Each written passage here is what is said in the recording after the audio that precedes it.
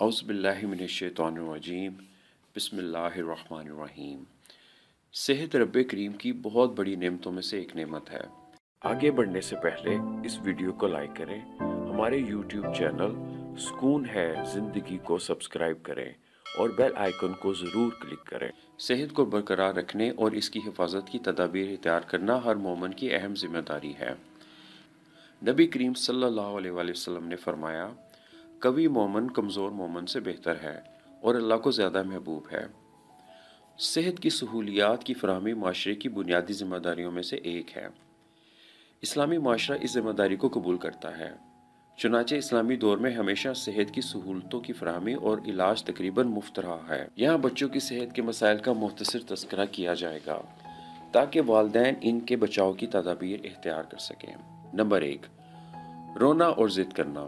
بچوں کا اپنی عمر کے لحاظ سے معمول سے زیادہ رونا گھر میں سب کو پریشان کر دیتا ہے۔ معمول کے مطابق رونے سے تو بچے کو کوئی نقصان نہیں ہوتا بلکہ یہ فائدہ مند ہی ہوتا ہے۔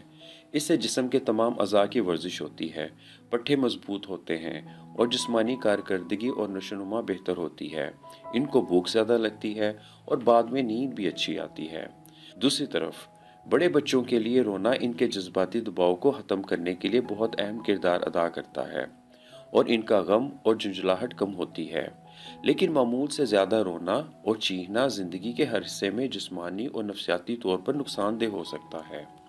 زیادہ دیر تک شدید رونا کسی وقتی تکلیف کے باعث بھی ہو سکتا ہے اور کسی احساس محرومی کے خلاف اظہار احتجاج بھی، جس کی تلافی نہ ہو تو بعد میں یہ مستقل عادت بھی بن جاتی ہے جو بتدریج ضد کی شکل اختیار کر لیتی ہے۔ ایک مرتبہ یہ عادت پیدا ہو جائے تو مشکل ہی سے ہی جاتی ہے۔ خاندان کے لیے یہ ایک تکلیف دہ صورتحال ہے۔ اس سے بچہ، اس کے والدین اور خاندان کے لیے کئی مسائل بھی پیدا ہو سکتے ہیں۔ اب ہم یہ دیکھیں گے کہ زیادہ رونے سے بچے کے جسمانی مسائل میں کیسے اضافہ ہوتا ہے۔ زیادہ رونے سے بچے کی قوت بے مصرف ضائع ہو جاتی ہے۔ زیادہ رونے سے زیادہ قوت اور طاقت صرف ہو جاتی ہے۔ رونے کے دوران ان کا پورا جسم متحرک ہوتا ہے اور وہ رو رو کر تھک جاتے ہیں، جس سے ان کا معمول کا کھانا اور آرام متاثر ہوتا ہے۔ مزاج برہم ہوتا ہے اور اگر کسی وجہ سے رونا عادت بن جائے تو پھر نفسیاتی مسائل بھی پیدا ہو جاتے ہیں۔ زیادہ رونا پورے جسم کے افعال کے توازن کو بھی درہم برہم کر دیتا ہے۔ نظام انہضام میں بگاڑ پیدا ہو سکتا ہے۔ روتے روتے بچے دودھ الٹا دیتے ہیں۔ قے اور اسہال جیسے امراض بھی پیدا ہو سکتے ہیں۔ اب ہم یہ دیکھیں گے کہ رونے کے باعث بچے کے کون سے نفسیاتی مسائل میں اضافہ ہوتا ہے۔ بالعموم بچہ توجہ حاصل کرنے کے لیے بھی روتا ہے۔ جب رونے سے بھی مسئلہ حل نہ ہو اور وہ خود کو نظر انداز ہوتا ہوا محسوس کرے تو کئی طرح کے نفسیاتی مسائل بھی پیدا ہو جاتے ہیں۔ مثلا انگوٹھا چوسنا یا ناخن کترنے کی عادت، سوتے میں پیشاب کر دینا، نیند میں چلنا وغیرہ شامل ہیں۔ گھر کا ماحول بچے کے لیے کیوں ضروری ہے؟ آئیے کچھ اس پر بات کرتے ہیں۔ بچے کے رونے سے گھر کا ماحول بری طرح متاثر ہوتا ہے۔ اس کے زیادہ رونے سے گھر کا ہر فرد فکر مند ہو جاتا ہے، جس سے گھر کی فضا میں ایک تناؤ کی کیفیت پیدا ہو جاتی ہے۔ جب تک گھر کے دیگر افراد بچے کے رونے کی کوئی وجہ معلوم نہیں کر لیتے، ان کا صبر اور قوت برداشت جواب دینے لگتا ہے۔ پھر وہ یہاں تو بہت زیادہ پریشان ہو جاتے ہیں اور بیجا لاڈ پیار کرنے لگتے ہیں یا بچے کی عادت سمجھ کر اسے نظر انداز کر دیتے ہیں۔ بچے کو رونے والا بچہ قرار دے دیا جاتا ہے اور دوسرے کے سامنے اس کی اس عادت کو بڑھا چڑھا کر شکایت کے انداز میں بھی پیش کیا جاتا ہے۔ اس سے ان کا مقصد یہ ہوتا ہے کہ بچے کو سبق سکھایا جائے کہ وہ رو کر اپنے مطالبات نہیں منوا سکتا۔ لیکن دونوں صورتوں میں بچے کی ذہنی نشوونما متاثر ہوتی ہے۔ ضرورت سے زیادہ احساس تحفظ کے باعث وہ ہر بات میں بڑوں پر انحصار کرنے کی عادت اپنا لیتا ہے اور اگر وہ خود کو نظر انداز ہوتا ہوا محسوس کرے تو سمجھنے لگتا ہے کہ کوئی اس سے پیار نہیں کرتا۔ یوں احساس محرومی کا شکار بچہ سیکھنے اور تجزیہ کی صفات پیدا کرنے سے دوسروں سے پیچھے رہ جاتا ہے۔ اس لیے یہ بڑا اہم ہے کہ بچے کے رونے کی وجہ کا تعین فوری طور پر ہو اور اس کو دور کرنے کی تدابیر بھی ہوں۔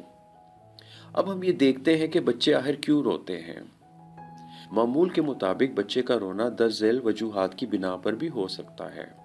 نمبر 1، بھوک۔ نمبر 2، گیلا نیپی۔ نمبر 3، جسمانی تکلیف۔ نمبر 4، تنہائی۔ نمبر 5، کسی طرح کا خوف۔ نمبر 6، نیند۔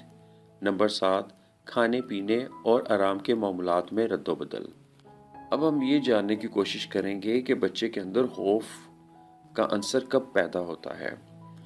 ابتدائی 6 ماہ تک بالعموم بچے خوف کے مفہوم سے زیادہ آشنا نہیں ہوتے، البتہ تنہائی سے گھبراتے ہیں اور چاہتے ہیں کہ ان کے ارد گرد آشنا چہرے موجود رہیں۔ 2-3 ماہ کا بچہ ناآشنا اجنبی چہروں سے گریز کرتا ہے۔ جوں جوں اس کا فہم بڑھتا ہے، جسمانی تحفظ کا احساس زیادہ ہوتا جاتا ہے۔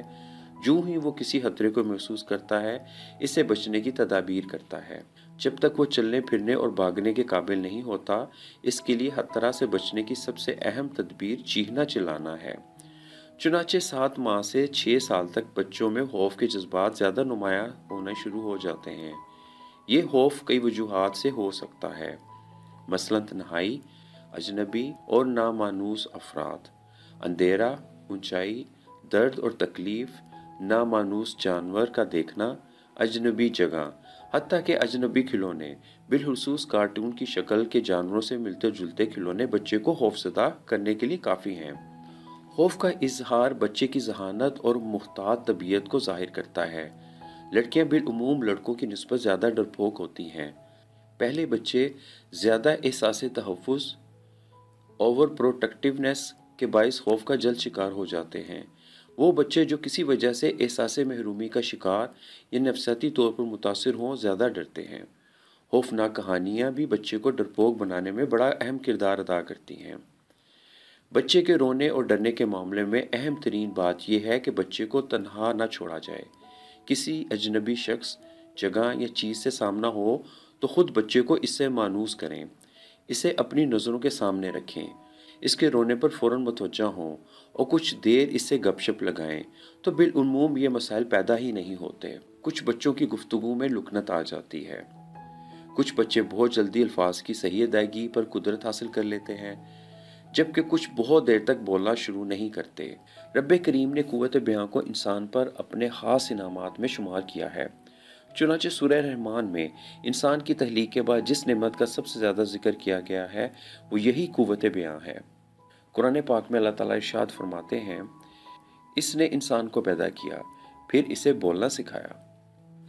بولنا دراصل انسان کے ذی شعور اور ذی اختیار مخلوق ہونے کی صریح علامت ہے۔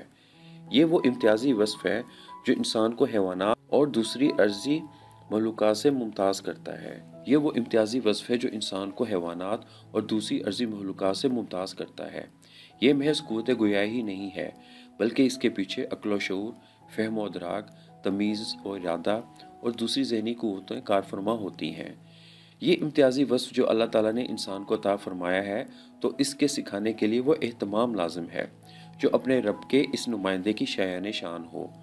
بچے کے بولنے میں زیادہ تر مسائل محض عدم توجہی کے باعث ہوتے ہیں۔ بچے کے ساتھ گفتگو میں اظہار محبت کا ایک طریقہ یہ خیال کیا جاتا ہے کہ تتلا کر بات کی جائے۔ بچہ اگر شروع میں تتلا کر بولتا ہے تو اس کے چہرے اور گلے کے پٹھے اب بھی حالت ضعف میں ہیں، یعنی کمزور ہیں۔ قوت و تجربے کے حصول کے ساتھ بچہ الفاظ کی صحیح ادائیگی پر جلد ہی قدرت حاصل کر لیتا ہے۔ بچے کے ساتھ گفتگو میں درج ذیل امور کا خیال رکھنا بہت ضروری ہے۔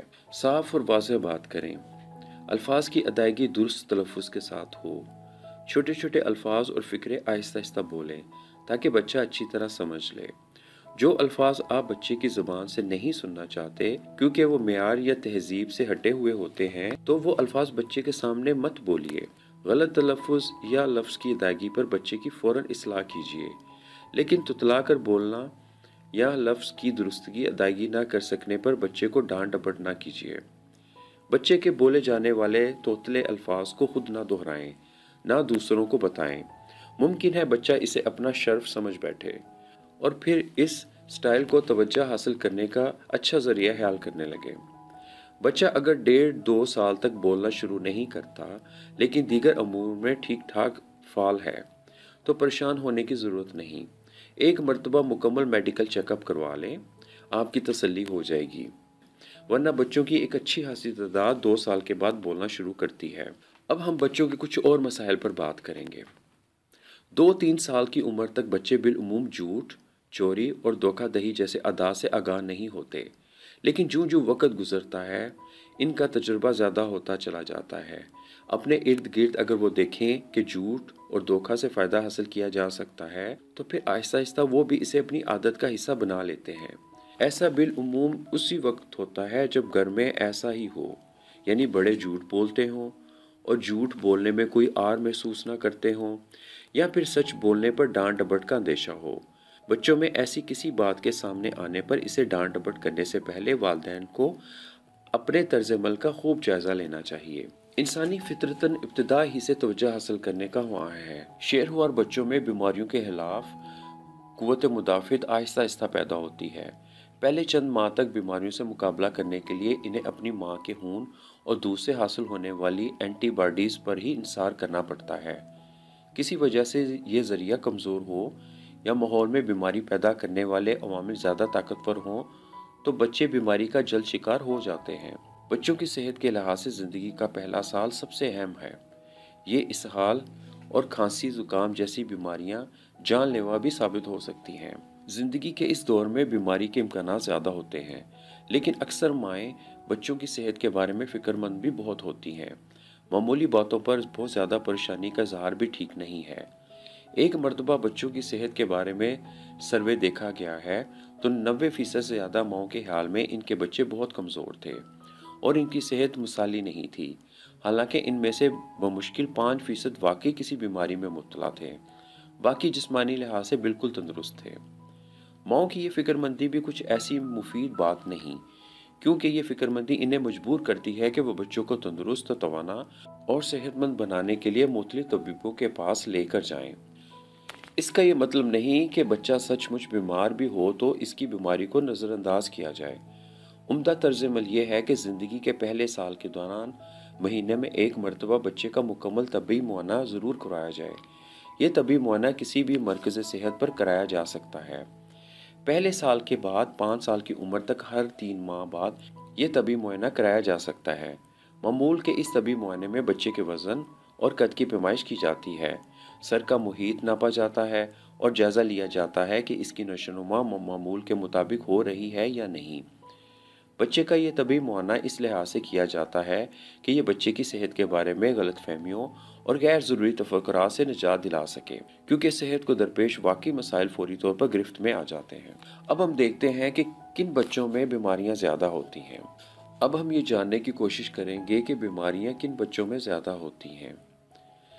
پہلے پیدا ہونے والے بچے عام طور پر کم بیمار ہوتے ہیں۔ دوران حمل ماں کے مناسب دیکھ بھال اور غذا کا خیال بچے کو صحت مند بناتا ہے۔ پیدائش کے وقت صحت مند بچہ کم بیمار ہوتا ہے۔ پریشان اور فکر مند ماؤں کے بچے زیادہ بیمار ہوتے ہیں۔ ماں کی گود سے محروم بچے بھی زیادہ بیمار ہوتے ہیں۔ جن بچوں کو ماں کا دودھ نہ مل سکے یا بہت جلد بوتل کا دودھ شروع کر دیا جائے تو وہ بچے بھی بیمار ہو جاتے ہیں۔ غیر متوازن خوراک قوت مدافعت کو کم کرتی ہے، جس سے بیماری کا اندیشہ بہت زیادہ ہوتا ہے۔ صاف پانی میسر نہ ہو یا بہت کم مقدار میں ملتا ہو تو صفائی اور پاکیزگی کے عمدہ معیار برقرار رکھنا بھی بہت مشکل ہو جاتا ہے۔ حفظان صحت کے اصولوں کا خیال نہ رکھا جائے تو بچے زیادہ بیمار ہو جاتے ہیں۔ 2 سال سے بڑے بچوں کو بہانے بنانے آ جاتے ہیں۔ توجہ حاصل کرنا، سزا یا کام سے بچنے کے لیے طبیعت کی خرابی کا بہانہ اکثر بچے بنا لیتے ہیں، تاہم بعض اوقات کسی بات کا خوف بچے کا پیٹ سچ مچ خراب کرنے کے لیے کافی ہوتا ہے۔ گھر کے ماحول میں کسی طرح کا تناؤ بچے کو بیمار کر سکتا ہے۔ خاندان میں 1-2 بچوں کی نسبت زیادہ بچے ہوں تو وہ خوش رہتے ہیں، بااعتماد ہوتے ہیں، تنہائی کا شکار نہیں ہوتے اور ان میں نفسیاتی مسائل نہ ہونے کے برابر ہوتے ہیں۔ جاپان کے محکمہ صحت کی جانب سے کچھ عرصہ قبل لوگوں کو مشورہ دیا گیا، خاندان میں 3 سے 5 بچوں تک بچے پیدا کرنے کی کوشش کریں، کیونکہ 3 سے کم بچوں میں ذہنی اور جسمانی صحت کے مسائل پیدا ہو جاتے ہیں اور وہ زندگی کے دباؤ کو برداشت کرنے کی اہلیت کم رکھتے ہیں۔ بیمار بچے زیادہ توجہ چاہتے ہیں۔ بیماری میں بچہ نازک مزاج ہو جاتا ہے، چڑچڑا پن بھی پیدا ہو جاتا ہے، ذرا سی عدم توجہی برداشت نہیں ہوتی، طبیعت میں جارحانہ پن بھی پیدا ہو جاتا ہے، نکاہت، کمزوری، تھکان غالب رہنے کے باعث کوئی کام کرنے کو جی نہیں چاہتا۔ یوں نہ صرف جسمانی نشوونما متاثر ہوتی ہے، بلکہ تعلیم و تربیت کا معاملہ بھی تعطل کا شکار ہو جاتا ہے اور بچے اسکول میں پیچھے رہ جاتے ہیں۔ یوں جو احساس محرومی پیدا ہوتا ہے، اس کے اثرات بڑے دور رس ہوتے ہیں۔ اب ہم آپ کے لیے صحت برقرار رکھنے کے چند اہم تدابیر بیان کریں گے۔ مطمئن اور صاف ماحول ذہنی اور جسمانی صحت برقرار رکھنے کے لیے بہت اہم کردار ادا کرتا ہے۔ بچے میں مثبت رویے اور سوالات کی حوصلہ افزائی کی جائے۔ بچے میں تجسس کا مادہ بہت زیادہ ہوتا ہے، جو اس کے سیکھنے اور اعتماد حاصل کرنے اور آگے بڑھنے کے لیے بہت ضروری ہے۔ بچے کا مذاق نہ اڑائیں۔ وہ خوف جو محتاط رویہ سکھاتا ہے، اس پر مذاق اڑانے اور برا بھلا کہنے کی ضرورت نہیں۔ بچے کے طرز عمل پر چوکنا رہیے اور مختلف معاملات میں نرمی سے رہنمائی کیجیے۔ بچہ اگر غصہ میں آتا ہے تو نرمی سے اس کے غصے کو مثبت رخ دے دیا جائے۔ حسد سے بچانے کے لیے بچوں میں مساوات کا طرز عمل اختیار کیا جائے۔ مختلف معاملات میں انہیں پوری توجہ دی جائے۔ فیصلوں میں شریک کیا جائے۔ نبی کریم صلی اللہ علیہ وسلم اولاد کا اکرام کرنے کی ترغیب دیتے تھے۔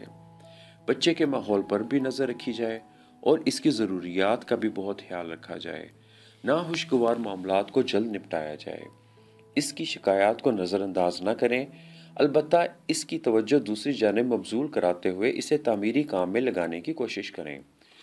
بچے کو کھیل کود اور تفریح کے مواقع بھی فراہم کیجیے۔ بچوں کو اپنے ہم عمر بچوں کے ساتھ کھیلنے اور گروپ بنانے کی حوصلہ افزائی کریں۔ نبی کریم صلی اللہ علیہ وسلم کا ارشاد ہے، بچوں سے محبت کرو، ان سے شفقت سے پیش آؤ، اگر ان سے وعدہ کرو تو اپنا وعدہ پورا کرو۔ صاف ماحول صحت مند زندگی کے لیے بہت ضروری ہے۔ صفائی اور پاکیزگی کو یقینی بنانے کے لیے درج ذیل امور کا لازمی خیال رکھیں۔ جسم، لباس، استعمال کے برتن، گھر، ماحول سب صاف ستھرا ہونا چاہیے۔ دودھ اور اشیاء خوردنی مکھیوں اور گرد و غبار سے محفوظ رکھیں۔ پالتو جانور رہائشی جگہ سے دور رکھیں۔ نالیاں کھلی نہ ہوں۔ کوڑا کرکٹ کے ڈھیر نہ لگائیں۔ مچھروں کی افزائش کے مقامات کا سد باب بھی کریں۔ بچوں کو ہاتھ دھو کر کھانے کی عادت ڈالیں۔ کھانے کے بعد دانت صاف کریں۔ بچوں کو تازہ تیار کیا ہوا کھانا کھلائیں۔ بچا ہوا کھانا کھلانے سے بچے بیمار پڑ سکتے ہیں۔ بچوں کو جوتا پہن کر چلنے کی عادت ڈالیے۔ ننگے پاؤں چلنے سے اندیشہ ہے کہ پیٹ کے کیڑوں کے لاروا جسم میں داخل ہونے کا راستہ پا لیں گے اور پھر ایک مستقل روگ لگ جائے گا۔ نبی کریم صلی اللہ علیہ وسلم جوتا پہن کر چلنے کی ترغیب دیتے ہوئے جوتا پہننے والوں کو سوار سے تشبیہ دیتے ہیں۔